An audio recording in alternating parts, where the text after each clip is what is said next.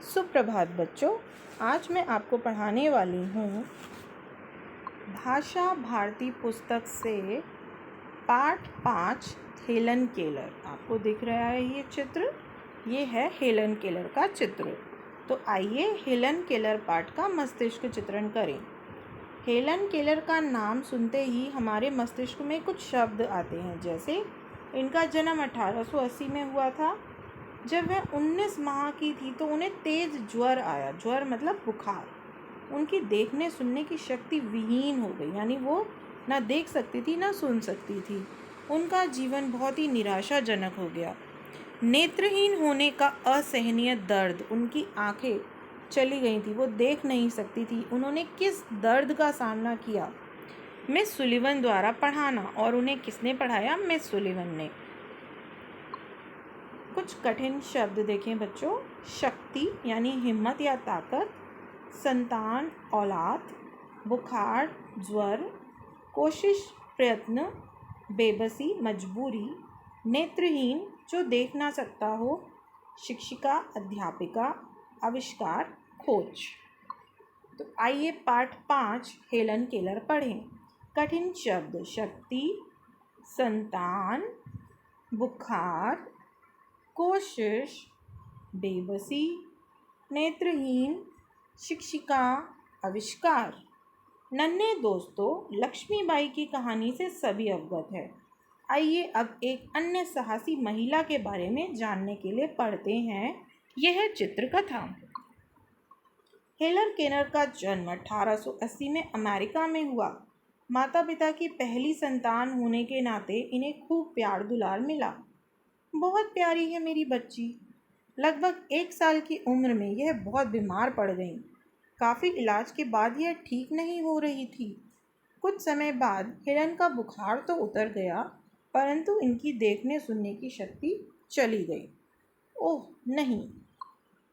बीमारी के बाद इनकी माँ हमेशा इनके साथ रहती। बड़ी होने पर इन्होंने बातचीत के लिए संकेतों का प्रयोग करना शुरू किया। इन्होंने महसूस किया कि लोग संकेतों से नहीं बल्कि अपनी बात बोलकर कहते हैं। इन्होंने भी बोलने चिल्लाने की बहुत कोशिश की, परंतु कोई नतीजा नहीं निकला। इन्हें बहुत गुस्सा आया। यह खूब रोई, हाथ पैर पटके और आखिर थककर बैठ गई। समय के साथ इनका गुस्सा भी बढ़ने लगा। माता पिता ने डॉक्टर क्रिसॉल्स से बात की। उन्होंने कहा, मुझे इस बात का खेद है कि हेलन जीवन भर नेत्रहीन रहेंगी, परंतु आप डॉक्टर ग्राहम बेल से मिले। उनसे मिलने पर आप बोस्टन स्थित परकिंस इंस्टीट्यूट के मिस्टर एंगनॉस को पत्र लिखें और इस बच्ची के लिए शिक्षिका की व्यवस्था करें। यानी कि हेलन जो थी वो जीवन भर कभी भी नहीं देख पाएगी। इस चीज़ का डॉक्टर क्रिसॉल्स को बहुत ही खेद था। कुछ समय बाद उन्होंने मिस सुलिवन नाम की एक शिक्षिका को हेलन की देखरेख के लिए नियुक्त किया। अगले दिन मिस सुलिवन ने खेलने के लिए इन्हें गुड़िया दी और इनकी उंगलियों को अलग अलग ढंग से मोड़कर इन्हें गुड़िया शब्दों के अक्षरों से परिचित कराया। इस प्रकार इनकी शिक्षा शुरू हुई। उंगलियों के प्रयोग से इन्होंने इन्हें बहुत से शब्द सिखाए। इन संकेतों को आंखों से देखकर सीखने की जगह इन्होंने इन्हें छूकर सीखा। अब ये बहुत से शब्द सीख गई थी, फिर भी अक्सर लोटा और पानी जैसे शब्दों के बीच उलझ जाती थी।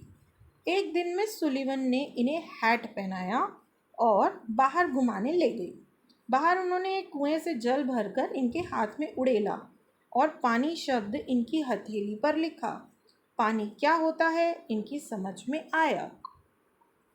शिक्षा के अगले चरण में मिस सुलिवन ने इन्हें उभरे अक्षरों वाले कार्ड दिए। इन्होंने अक्षरों को अपनी उंगली से छूकर पढ़ा। जल्द ही यह उभरे अक्षरों वाली किताबें पढ़ने लगी। फिर इन्होंने नेत्रहीनों की लिखाई बोर्ड पर पहला शब्द लिखा, बिल्ली दूध पीती है। अब यह हर समय बोलने का प्रयास करती, अपने मुंह से कुछ आवाज़ें भी निकालती। आह आह! एक दिन मिस सुलिवन उन्हें मिस फुलर से मिलाने ले गई।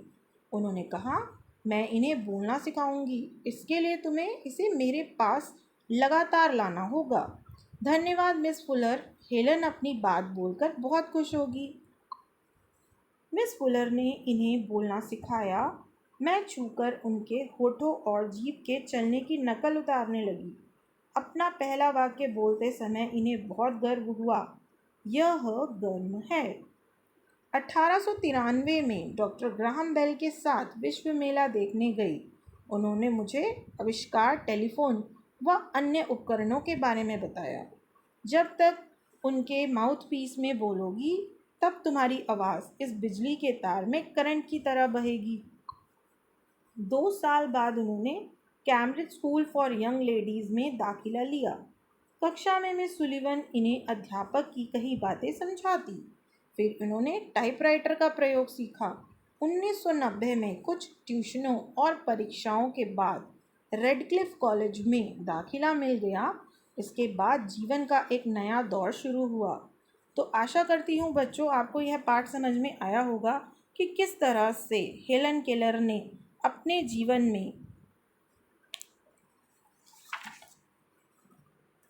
जीवन में परेशानियों का सामना करा और अपने जीवन को आगे बढ़ाया। उन्होंने हार नहीं मानी। तो आशा करती हूँ बच्चों आपको यह पाठ समझ में आ गया होगा।